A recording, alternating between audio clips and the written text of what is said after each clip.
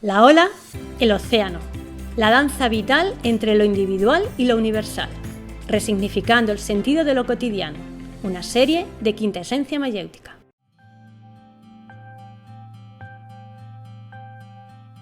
Cuando aceptas algo, significa que lo estás viviendo, no es una aceptación intelectual.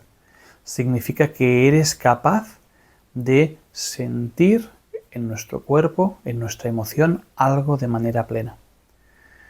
Ahora bien, es importante darse cuenta de que nosotros estamos en un cuerpo. Este cuerpo tiene una tendencia innata a reaccionar, busca el placer y no le gusta el dolor.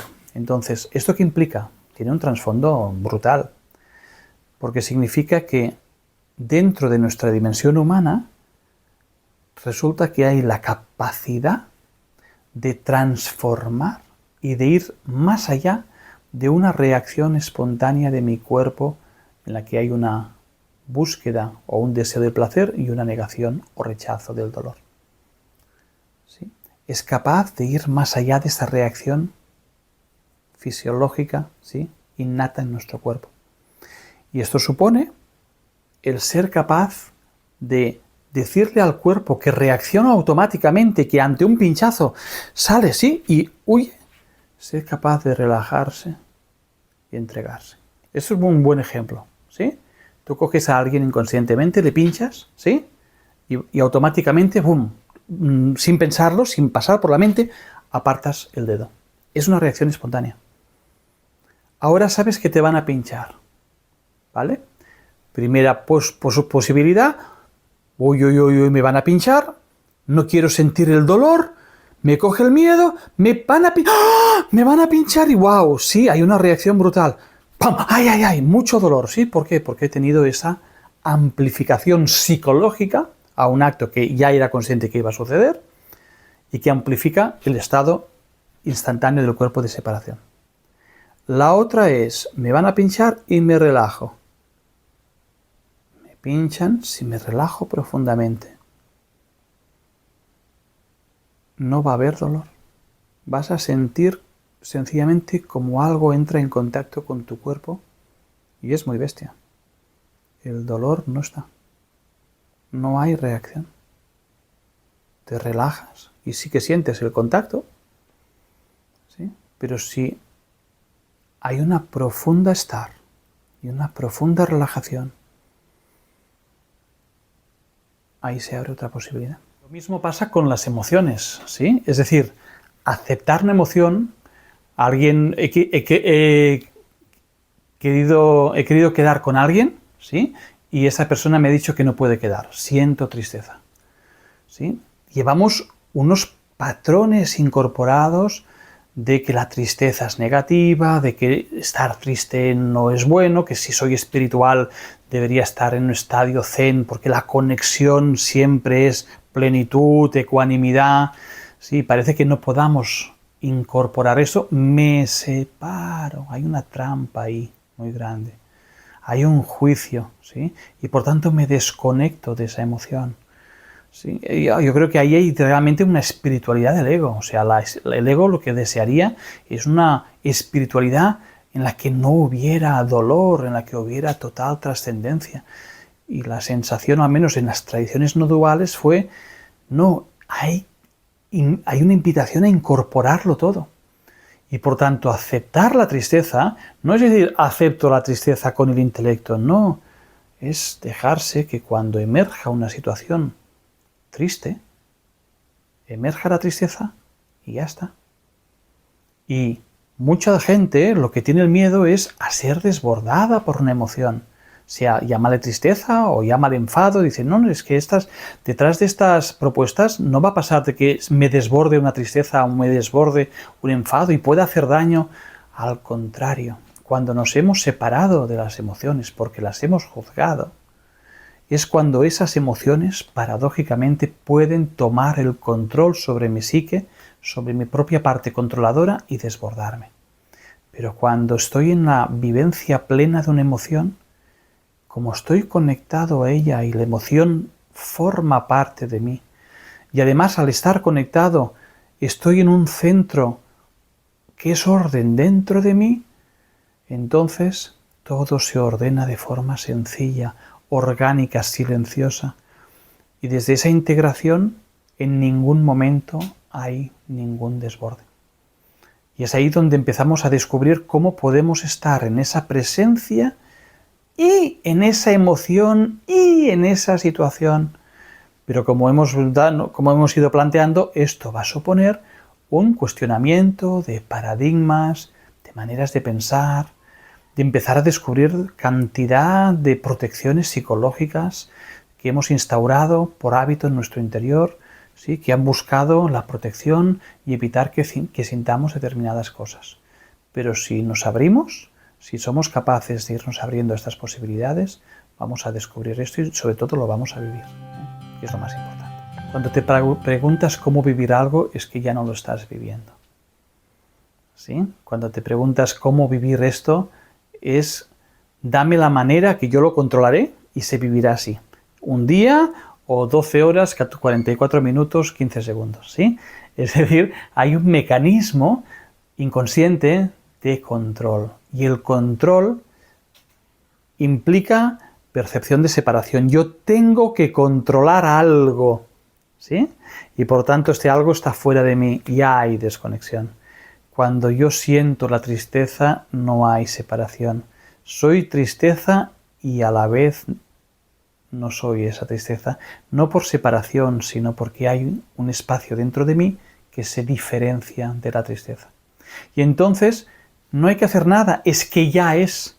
Y la tristeza que es durará 1 minuto o 5 minutos, ¿sí? Te aseguro que será corto. La historia es que va a ser corto, porque al vivirla, para mí me recuerda cada vez más el movimiento de los bebés, ¿sí? Que pueden estar llorando, llorando, llorando, ¿eh?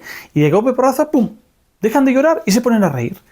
¿Sí? Parecería que estarían llorando toda la vida, porque están llorando tan desesperadamente, y al cabo de 1 minuto se ponen a reír como si ya no estuvieran tristes, y es que ya no lo están, porque están en otro movimiento. Pues vamos acercándonos a esto, ¿sí?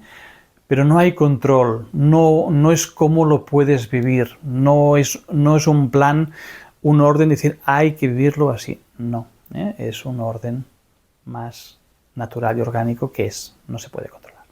Yo diría que es una confianza a empezar a poder vivir estas emociones, como entiendo que no las hemos aprendido a vivir, ¿no? Creemos que si me sumerjo en la tristeza puedo caer en depresión. Claro.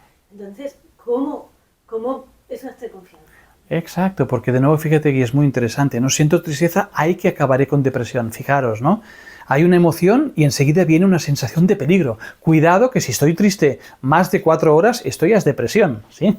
Entonces, claro, cualquiera se va a entregar a estar triste si piensa en su paradigma mental que estar triste es el camino a la depresión y que me faltan 3 horas 59 minutos para entrar técnicamente en depresión. Entonces, cualquiera se va a estar triste, ¿sí? Yo creo que esto es que lo he oído tantas veces y qué falta de sentido común, ¿no? Qué paradigmas, qué ideas han entrado en nosotros que solo por el hecho de ser costumbre y que lo hayamos compartido con muchas personas, las hemos, entre comillas, normalizado y creer que son normales. ¿Sí? Le hemos añadido conceptos que son de patologías gravísimos, ¿sí? Que nos hacen tener un profundo miedo. Pero podemos darle la vuelta y decir, ¿y de dónde sale esto? ¿Sí? ¿Cómo es que ha emergido en nosotros como seres humanos este paradigma que ante la tristeza emerge una vivencia de miedo, de tener que controlar, ¿sí? De tener que dominarla? Ahí es donde estamos recuestionando ese principio de separación, ¿sí? Ese principio de miedo, en el fondo, a la vida. Por eso este es un viaje a la reconexión con la vida que somos, que es con la vida en mayúsculas. Es que no hay vida fuera de nosotros, estamos en la vida, somos esta vida. Este es un principio que si lo visionamos, solo luego es cuestión de andar camino y de práctica. Tenemos que deshacer el camino que hemos llevado andando durante muchos años, pero es ir a lo natural, es ir a lo que es ir a la sencillez de la vida, y empezar a confiar y a quitarnos el peso de todas estas frases que detrás de ellas solo hay un principio de control y de dominio y de peligro. Como si la vida fuera un peligro. Esto es lo que tenemos que empezar a cuestionar. ¿Es así? ¿Realmente es tan peligroso estar triste? ¿Es tan serio y tan dramático que no pueda sentir tristeza? ¿Es tan grave la tristeza? Hay que empezar a cuestionar estos paradigmas. De hecho, me di cuenta que cuando entramos en la explicación de la tristeza o del drama es cuando se genera una energía pesada. Porque no debería, porque entonces, ¿no? Cuando ya empieza... Y es donde se superpone la película psicológica, emocional, a la tristeza. Es el drama. Y al final acabamos creyendo que la tristeza es ese drama, y no. Todo ese drama viene en el fondo de la separación de la tristeza. Y claro, una vez ya te has separado de la tristeza y entras en el drama, ahí no hay límites. Ahí nos podemos montar unas películas para no dormir. Y como además son imaginadas, ahí cada uno, hay mucha gente muy creativa. Y por tanto, ¿cómo nos podemos montar unas películas increíbles, de terror realmente? Que al final, insisto, vienen de la desconexión de la tristeza, del rechazo a la tristeza. Entonces no intentemos meternos en estas películas, son terribles, son como densas, son pesadas, son y ahora hay que analizarlas. No, hay que ir al grano, hay que entender la emoción, hay que entender el sentido de la emoción y darle a la emoción y vivirla, y que no pasa nada. Volver a ser humanos en mayúsculas. Sí, porque si no... ¡Wow! ¡Qué guay! Me viene la polaridad de cuando ves a... No, va bien. Cuando ves a alguien que está siempre feliz y querer eso. Esto de que yo veo a alguien siempre feliz y quiero imitarlo, me viene mucho la imagen, cada vez más, de ver a alguien que está por la calle, que está discutiendo con su pareja o que están ahí, yo qué sé, normales, y se cogen el móvil, se hacen un selfie y de golpe porrazo sonríen, ¡pam!, hacen la foto, que es lo que va a ofrecer al mundo, ¿no? Y dices, mira, qué feliz es esta persona.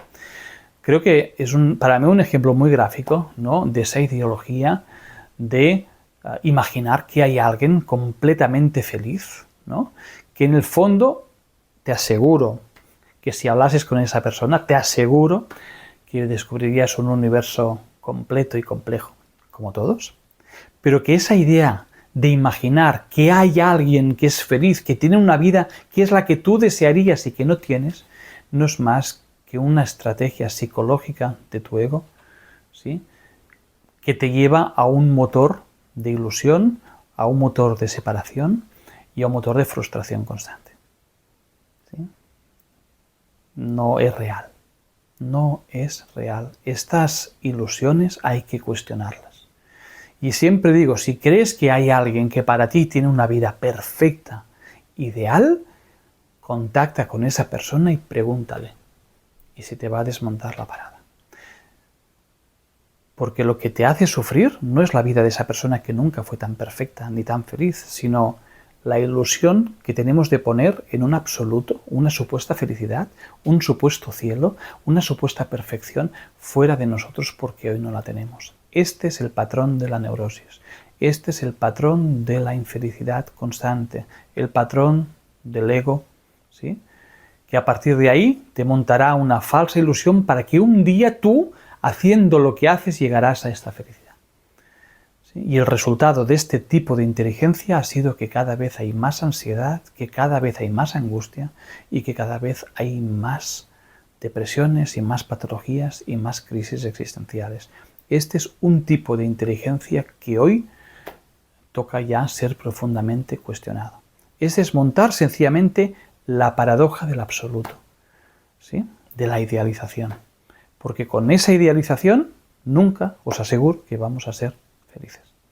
Es la antítesis, es precisamente la inteligencia que nos lleva hacia el camino de la amargura y de la muerte.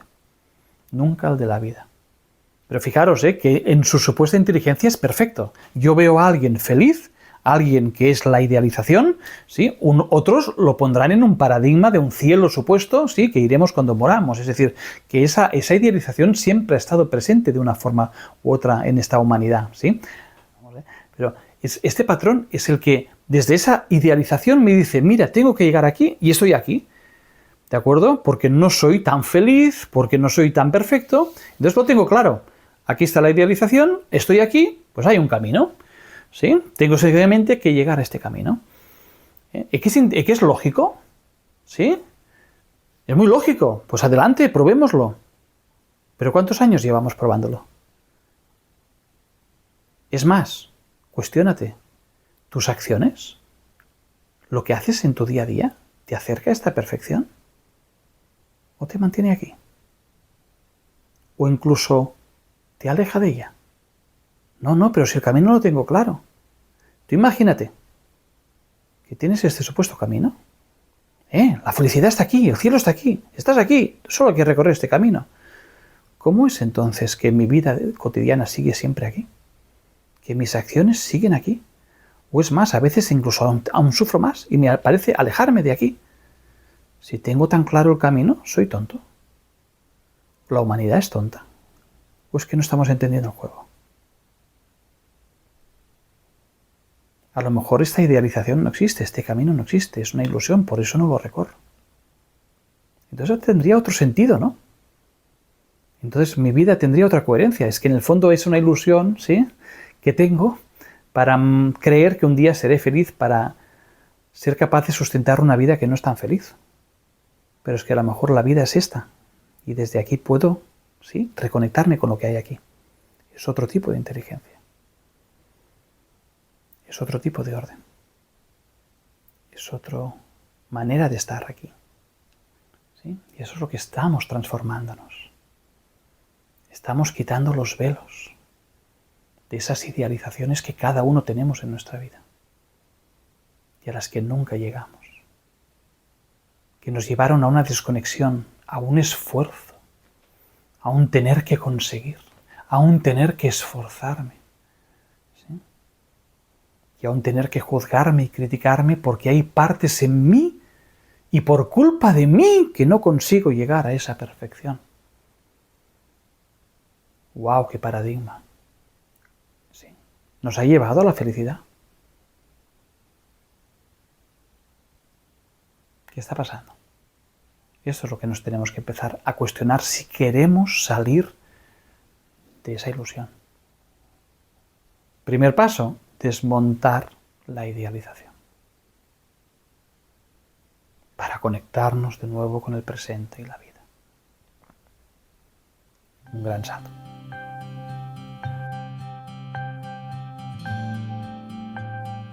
Me viene mucho esto de necesito amigos para ser feliz, o necesito... Y es que claro, es que si no lo tengo, pues... ¡Wow! Me viene como esas necesidades que tenemos. Claro. Digamos que las necesidades son surgidas dentro de la psique humana, ¿sí? Son surgidas dentro de la psique humana que emergen en el momento en que nosotros empezamos a desconectarnos de quiénes somos. Entonces surgen las necesidades que son diferentes de los deseos. Una cosa es la necesidad, la otra el deseo. La necesidad me pone en la carencia, ¿sí? Me pone en la percepción de que yo requiero de algo, de alguien básico para sobrevivir o vivir con unos cánones que para mí son básicos e importantes. ¿De acuerdo? Entonces, es súper interesante. La mente, en su inteligencia, dice, necesito esto, pues lo consigo. ¿De acuerdo? Y hago los actos, ¿sí?, que sean necesarios para conseguir esto. ¿De acuerdo? Es el mecanismo, es la inteligencia de la necesidad. ¿Qué es lo que pasa? Cuando consigo esa necesidad, me doy cuenta de que tengo un placer momentáneo, pero luego vuelve otra cosa, es decir, vuelvo a tener una sensación de vacío que me lleva a una nueva necesidad. Entonces, podemos salir de este ciclo dándonos cuenta de esto, de que detrás de este ciclo está un aparente vacío. ¿Sí? Hay que llenarlo. ¿Y con qué lo lleno? Con lo de fuera. Salida, no, tengo que estar presente aquí y ahora en mí.